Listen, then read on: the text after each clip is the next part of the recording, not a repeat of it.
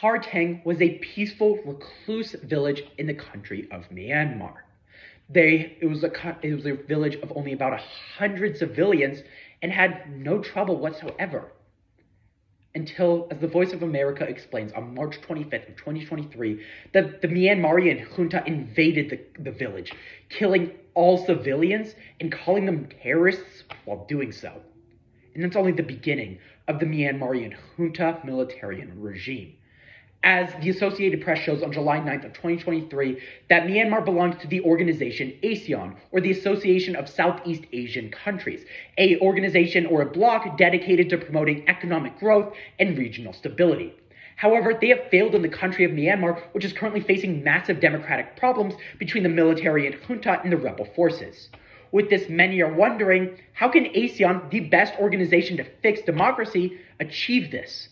So considering that, as the also Institute of Peace shows in 2023, that 6,000 civilians have died in the Myanmarian war, it is essential that we ask, what steps can ASEAN take to restore democracy in Myanmar?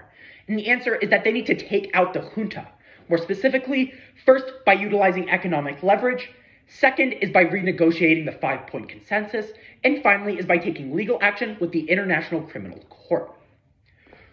The junta is not a very smart military group because they're reliant on their enemy, which is why the first way that ASEAN can take action and take out the junta is by utilizing economic leverage. Now, the junta are reliant on ASEAN, or more specifically, Singapore.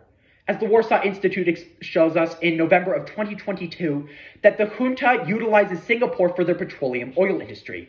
What happens is that as Russia won't trade with Myanmar directly, they funnel oil from Russia into Singapore, and then that oil goes directly to the junta. But as it just so happens, is that Singapore is directly part of Myanmar, it's directly part of the ASEAN, and is willing to sanction Myanmar. And that's exactly what they can do. As the East Asia Forum shows on January 12th of 2023, that Singapore can sanction their petroleum industry against Myanmar. What this means is an almost $4 billion industry from Singapore would effectively mean that the junta has no resources whatsoever. They would effectively be cut off. They would have had no energy, electricity, or power. The junta's military would be forced to surrender, as they would be left helpless without any resources within a couple of months. Therefore, as Singapore can use its economic leverage along with ASEAN to take out the junta's entire military supply. The 5-point consensus was a peace plan that was supposed to end conflict and fighting on both sides between the rebel forces and the junta. However, it failed, and ASEAN can redo it. Which is why the second way that ASEAN can take out the junta and restore democracy to Myanmar is by renegotiating the 5-point consensus. Now, the 5-point consensus failed because ASEAN was stubborn. As the Human Rights Watch explains on April 9th of 2022, that the junta were originally supposed to be in the 5-point consensus. However, 2 days before it was supposed to pass, the junta backed out and stated that they needed a couple of days to think. After that, they committed way more atrocities than they had previous to this. This shows that the junta wanted nothing to do with ASEAN because they just were not included in the negotiations. So ASEAN needs to not be stubborn and ridiculous and actually include the junta in negotiations. As France 24 shows on April 23rd of 2023, that by including the junta in these negotiations, as well as the chairman of ASEAN and representatives from all 9 blocs and representatives from the junta and the Myanmarian rebel forces, they will be able to more expressly express the concerns and the desires of not only ASEAN, but also the junta and the Myanmarian rebel forces. Therefore, by allowing for a renegotiation of the 5-point consensus, the junta and the military and the Myanmarian rebel groups will be able to achieve both of their goals. The majority of citizens in America know about war crimes in Ukraine. But do they know about war crimes in Myanmar? Which is why the final way that ASEAN can take action and take out the junta and help restore democracy to Myanmar is by allowing for taking legal action against the junta's war crimes. Now, to put it blunt, the junta has been committing massive war crimes and atrocities.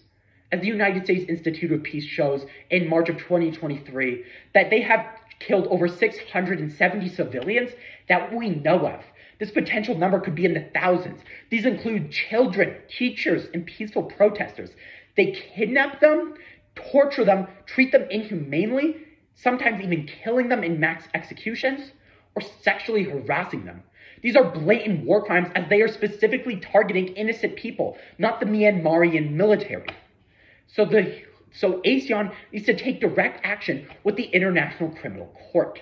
As Reuters shows on June 8th of 2023, that the International Criminal Court is an organization within the United Nations dedicated to trying countries for war crimes.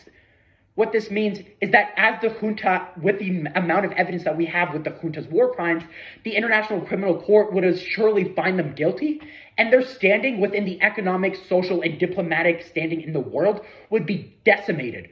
The junta would essentially be alone, as no other country would dare to piss off the ICC. Therefore, with the junta being tried for war crimes, ASEAN is involving a variety of other organizations, putting immense amount of pressure on the organization, forcing them to surrender, and helping to restore democracy. So when considering that the Myanmarian civil war started in 2021 and shows no sign of ending, it is essential that we once again ask, what steps can ASEAN take to restore democracy in Myanmar? And the answer is that they need to take out the junta to help restore democracy. First is by using their economic leverage with Singapore's petroleum industry. Second is by not being stubborn and renegotiating the 5-point consensus. And finally is by involving the International Criminal Court and charging them for their war crimes. So while Tar Tiang may be gone and almost forgotten, we can hope that the thousands of other villages in Myanmar don't have to go through what the civilians of Tar Tiang did, and the junta can be stopped once and for all.